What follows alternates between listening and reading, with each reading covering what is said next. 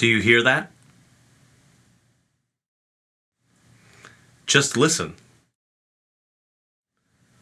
That's silence. On this episode of Guided by Love, we will be talking about silence and the importance of quiet. Here we go.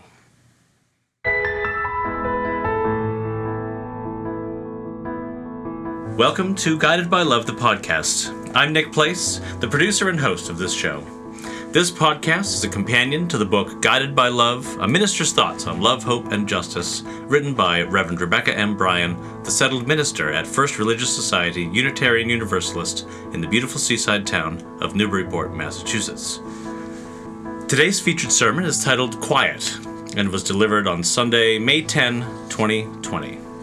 Reverend Rebecca, welcome as always into the studio. Thank you, Nick. Thank you for that silence. I loved it. It's good to be here. Thank you. Yes, it's good to be here. Now, before we begin today, we have a message for the audience. From the bottom of our hearts, we'd like to say thank you.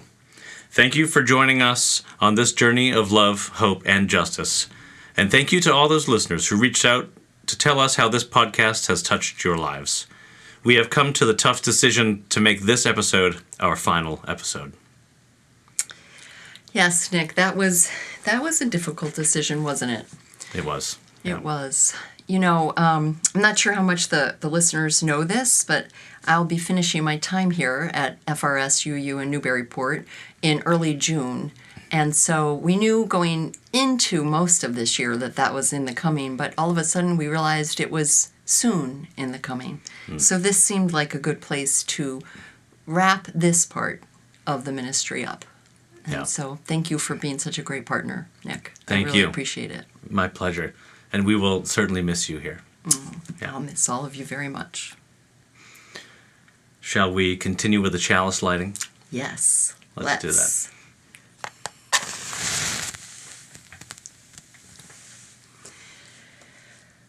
This chalice lighting is written by Betsy Woodman, one of our members, and it's entitled When Silence is Your Song.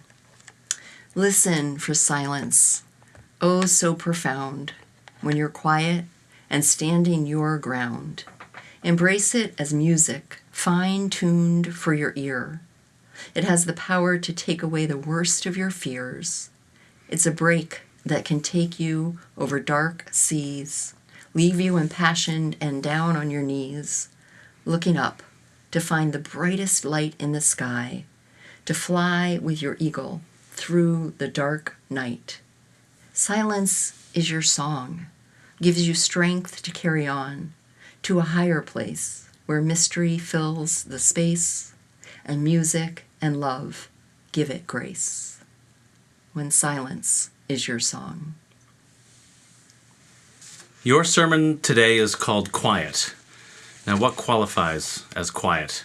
I ask because for me, there are many versions. For some people, quiet might mean sitting by a stream or at the beach, sitting in low light with a sound machine playing. For others, sitting on a park bench surrounded by birds chirping and families playing all around, or even having coffee at an outdoor cafe with cars streaming by on the street. In each of these examples, there is actually a lot of sound. But for me, these would each be moments of quiet. So tell me, for you, what qualifies as quiet? First of all, I love that, Nick. I mean, it shows how we're all unique and the same. But when you're talking, I thought to myself, what? Those places aren't quiet. Maybe the ocean. But for me, quiet is when I literally turn off the world. So being in often it's actually in my home, only in that there's less of the unanticipated noises around. But when I come home every day, sometimes late at night, sometimes, I just want everything off. If I come in and the television is on, or even sometimes music, there's a time I need where it's just there. And I think, I recreate that, or I don't create anything. I visit it again every morning in the very early hours before it's light. It's the same connection to what's always there. So that's how I experience quiet. In your sermon, you also use musical examples of quiet.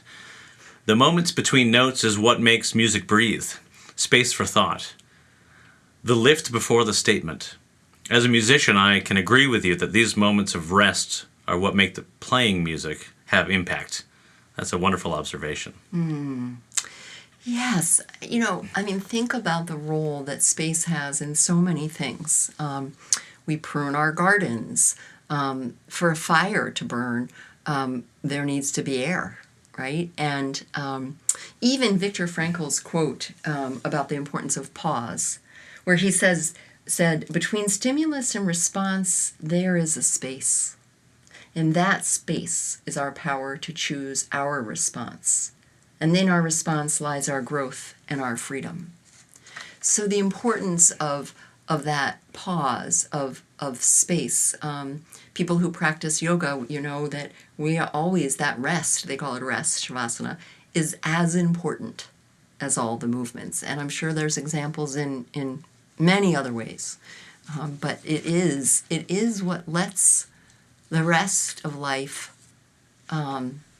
speak. If all there was noise, how would we hear what each noise was saying? Absolutely. Or offering? Yeah. Yeah. There are also many other religious examples of quiet and silence. Meditation can be done in silence. The practice of mindfulness, such as mindful eating and walking, as Thich Nhat Hanh has described, it's often done in silence. And the Japanese dotaku bells, which you mentioned in your sermon, were designed to be silent. Yes. Made with no clapper and were to be used in prayer rituals. Yes. Right? There's so much power in silence. There really is. And it's not to say there isn't amazing beauty and power in all of life. It's just a particular aspect of it that I have found an important thing to integrate into life. And yes, all the other things you said, sitting at the cafes or hearing the oceans and the birds and the music and all of that. But yeah, it's a very important part. I often will hold about a 2-minute silence at church. Not always here, because we do have intentional silences in other ways. But I've done it elsewhere. And I remember a member saying to me, not at this congregation, another one, it's the only 2 minutes of quiet or silence I get a week. And it's like, wow, we need those moments. So, yes, it's throughout. That's amazing. Yeah. Well, thank you so much, Reverend Rebecca. As a special treat today after the sermon, we're going to play a song with lyrics written by one of our congregants at First Religious Society UU. These lyrics were spoken as our chalice lighting today. In response to Reverend Rebecca's sermon entitled Quiet, Betsy Woodman wrote a poem called When Silence Is Your Song. This poem was then turned into a song with music written by Chris Plant. The recording you'll hear was recorded in April 2025 at the Firehouse Center for the Arts during a showcase of Betsy and Chris's music. You'll hear me at the piano singing. You can watch the video of this performance and find out more about Chris, Betsy, and the Firehouse Center by clicking the link in the podcast description. So now, without further ado, let's hear the sermon Quiet, followed by When Silence Is Your Song.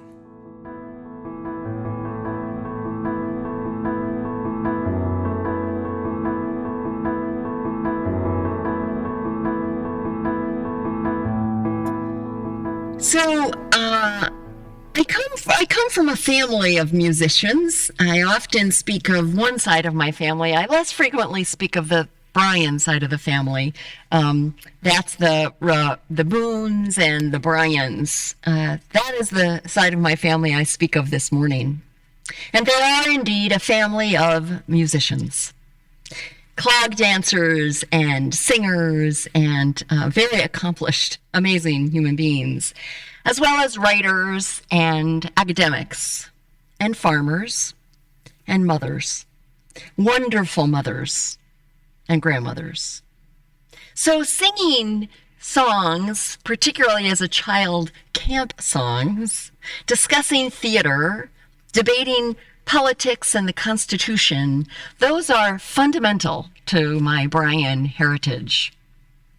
And yet still, it was an outsider who helped me make the connection to my favorite music.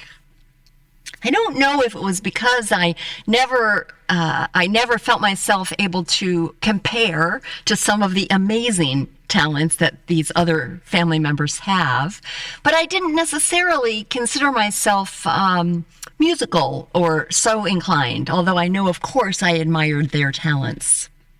And so one day, about 5.5 or 6 years ago, I was sitting with Alex. Alex was my daughter's then new boyfriend. We were alone for the first time in what was a pretty brief period of a relationship. I think they may have been dating a couple of months. We were waiting for my daughter to return from an errand, and we're sitting there in that lovely small talk that I now understand neither of us enjoy very much. So he's a musician, amongst other things, very talented, wonderful person. Because I knew he was a musician, I asked him what was his favorite kind of music, just trying to pass the time. He answered, rock and roll. That's the kind of music that he plays. And of course then asked me the same question in return. What's your favorite type of music? For the first time, instead of just kind of rattling off an answer or even, poo-pooing it, saying not so much any one kind, I sat for a moment because I really wanted to answer him honestly. And I went inside and I was quiet for a moment or two, and I answered, silence. It was an epiphany and a homecoming all at the same time. I realized in that moment, much to my now beloved Alex's perplexed face, that silence is my favorite form of music, and it always has been. Negative space or silence in music actually has a long history. As early as the 3rd century, Totoku bells were made in Japan, and these unusual bells had no clapper, thus could make no sound. It's believed that they were used in rituals to bless crops because they've been found buried deep in the ground. After that, monks used to stand in between their buildings on their monasteries, forming lines, one line across from the other. One line would chant or sing, and the other would wait until the sound had reverberated from the building behind them before replying. Monteverdi writes about music and silence in his opera, Orfeo. Early Baroque music uses rests in a literal way. Of course, Beethoven used silence in stunning and varied ways, including as mystical silence, dramatic silence, and even explosive silence. Explosive silence being that unexpected silence that follows a series of louder and louder and louder music. 19th century music used silence for liminal space, quiet and romantic, right? We think of Brahms' Third, for example. And then, of course, in more recent times, we have John Cage's 1952 performance of Silence in Woodstock, New York, or Miles Davis with jazz. And I could go on. Now, though these are not exactly the kind of the silence that I am referring to in my own self, it was fascinating to learn that indeed silence plays a critical role in music. Karina Defensko-Woolman writes about this silence in music and says this: whether this silence is designed for comedy, drama, or mysticism, it is the silence, it is their power, the negative silence, it is their power to propel the listener from the role of passive consumer to active participant. Now, of course, I didn't know any of that when I first fell in love with silence as music. I found much of my silence in nature, within my own self. All I knew is that music and silence are two places where I experience the divine. And when you put them together, it's heavenly. Aldous Huxley wrote, "After silence, that which comes nearest to expressing the inexpressible is music." And I wholeheartedly agree. And that outsider that I told you about, Alex, well, he's as close to being part of the family today as they come. And even though he loves Queen and I love quiet, we're very close. Amen.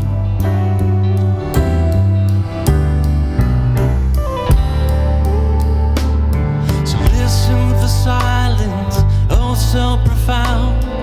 When you're quiet and standing your ground, embrace it as music, fine-tuned for your ear. It has the power to take away the worst of your fears.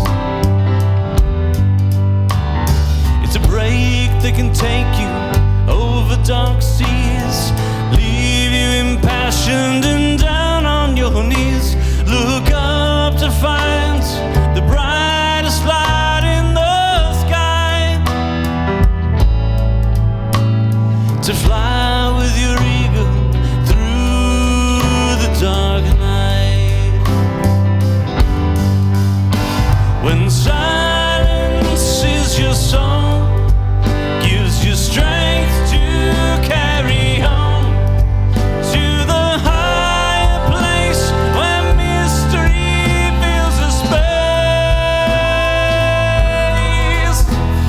Music and love give it grace.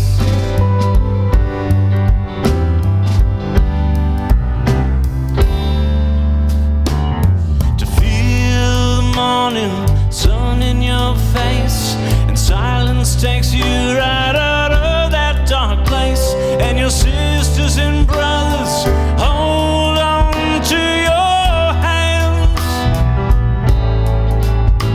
When life just seems to make such heavy demands, so go find that peace and quiet you seek. Slow down your soul and your heart as it beats. Feel the moment of joy when the circle's complete.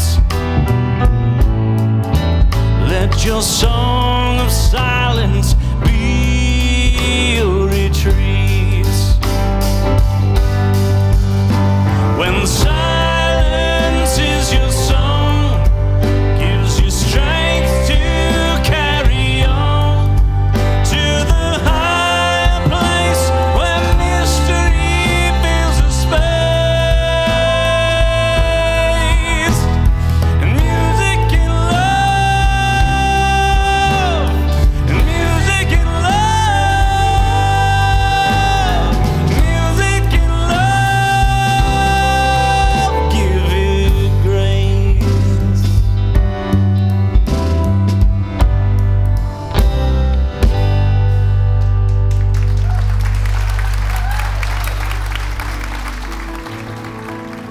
Thank you so much. Thank you.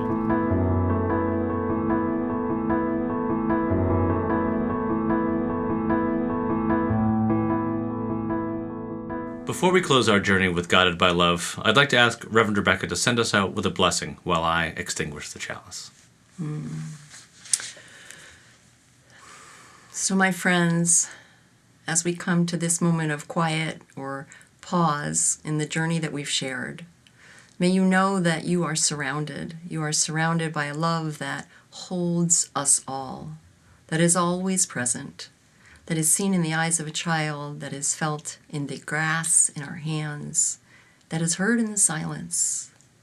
May each and every day you know that your presence, your life is a blessing. And may you know how blessed you are to bring all that you do into this world. I offer you blessings. I give you blessings. I give you thanks. And I wish you peace. May it be so. Thank you for joining us on Guided by Love, the podcast. If you'd like more information about First Religious Society Unitarian Universalist in Newburyport, Massachusetts, please visit frsuu.org. That's frsuu.org. If you'd like to purchase a copy of the book Guided by Love, please visit your local bookshop and request a copy, or visit your favorite online bookshop. This episode is a production of FRSUU Newburyport and was edited by me, Nick Place.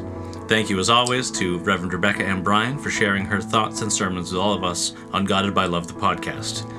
Farewell, and always remember, be kind to yourself, live in peace, and return again in great joy.